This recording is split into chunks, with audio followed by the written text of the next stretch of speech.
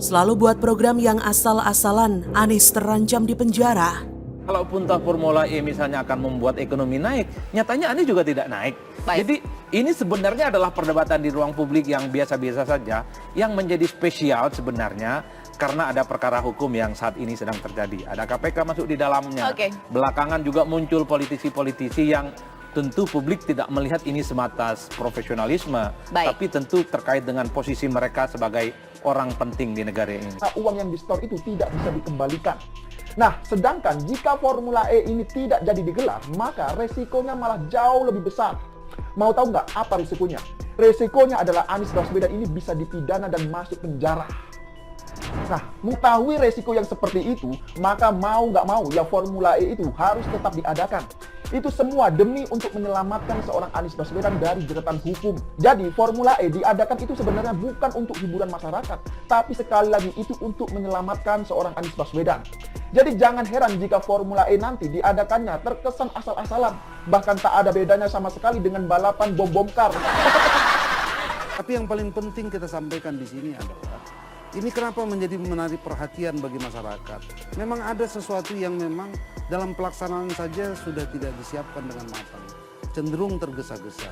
Kemudian ada rasa percaya diri bahwa ini adalah domainnya Pemprov DKI Jakarta. Baik. Tetapi di akhir ini mulai melakukan pendekatan kepada tokoh-tokoh politik walaupun katanya mereka adalah selama ini berkutat di Ikatan Motor Indonesia.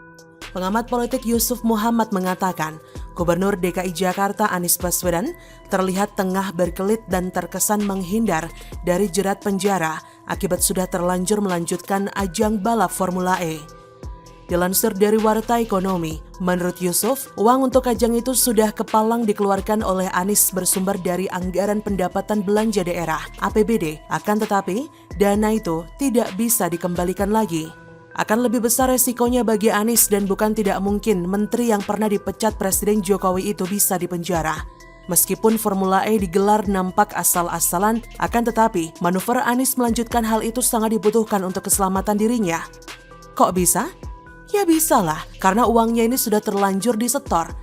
Tapi jika acaranya tidak terlaksana, maka Anies bisa dipidana dan masuk penjara. Jadi Formula E diadakan itu sebenarnya bukan untuk hiburan masyarakat tapi untuk menyelamatkan Anies. Jadi jangan heran juga kalau Formula E nanti diadakan terkesan asal-asalan. Bahkan tak ada bedanya sama sekali dengan balapan bom kart. Aduh, ini lucu sekali. Bener gak? Dan lebih lucunya lagi adalah dikatakan bahwa penyelenggaraan Formula E di Jakarta nanti itu tidak menggunakan sumber dana APBD DKI Jakarta. Lah, siapa yang percaya?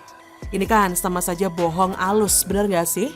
Katanya nanti total dana yang dibutuhkan adalah 100 miliar rupiah. Dana itu sudah termasuk untuk pembangunan lintasan sirkuit hingga tribun penonton. Dan dana sebesar itu katanya akan berasal dari sponsor. Emang benar seperti itu? Sekarang pertanyaan saya, terus sekarang dana sebesar 500-an miliar rupiah yang sudah disetor untuk membayar komitmen fee itu uang dari mana? Apakah itu uang dari hasil minta sumbangan? Atau itu uang dari hasil patungan? Ataukah turun dari langit? Adakah yang bisa menjawab? Kan sudah jelas bahwasanya itu adalah sumber dananya dari APBD DKI Jakarta. Benar kan? Nah, jadi sudahlah, sebaiknya jangan terus-terusan membohongi masyarakat. Masyarakat ini sudah semakin cerdas. Formula E ini hanyalah program pencitraan yang akhirnya menemui jalan buntu kalau menurut saya. Makanya sekarang penyelenggaraannya ini terkesan asal-asalan. Kalau boleh saya ibaratkan ya, penyelenggaraan Formula E ini mirip dengan pengerjaan sumur resapan. Semua terkesan asal-asalan, bongkar pasang. Akhirnya apa yang terserap itu bukannya hanya air hujan, tapi yang terserap itu justru anggarannya. Aduh. Dan itu tidak bisa dielakkan lagi kalau menurut saya. Anies ini sudah sangat kelihatan jelas melanggar aturan. Kalau kita ibaratkan dia sudah terabas lampu merah, ya harus ditilang tanpa perlu delik aduan. Tapi kenapa Firly masih bungkam? Entah dia itu dibungkam oleh Chaplin atau dia membungkam diri. Dalam hal ini kita bisa melihat aparat penegak hukum di negara kita ini pun diam-diam baik. Apakah bagian kejaksaan di Indonesia sudah kepengaruh sama lelucon si kumis Chaplin yang adalah kingmaker dalam merusak DKI Jakarta dengan memberikan nama Anies ke si pecundang Pilpres 2 kali? Lihat saja jajaran steering komitenya, orang-orangnya siapa saja. Coba lihat, apakah KPK pengecut? Sepertinya pertanyaan itu akan menjadi retoris alias tidak perlu dijawab selama Anies belum diproses hukum. Sudah sangat jelas Anies ini sedang dijadikan proyek untuk maju Pilpres. Kalau dia ditangkap karena korupsi DKI Jakarta, ya pasti nggak akan menang lah. Maka akan ada orang di belakang layar yang menjadi dalang bagi si gubernur boneka ini untuk menjadi presiden, mati-matian membelanya. Jujur saja sejak awal saya mengikuti kasus Formula E ini, banyak sekali kejanggalan-kejanggalan yang terjadi. Yang salah satunya, komitmen fee yang katanya turun drastis dari yang semestinya 2,3 triliun rupiah menjadi hanya 560 miliar rupiah setelah dilakukan nego selama 2 tahun.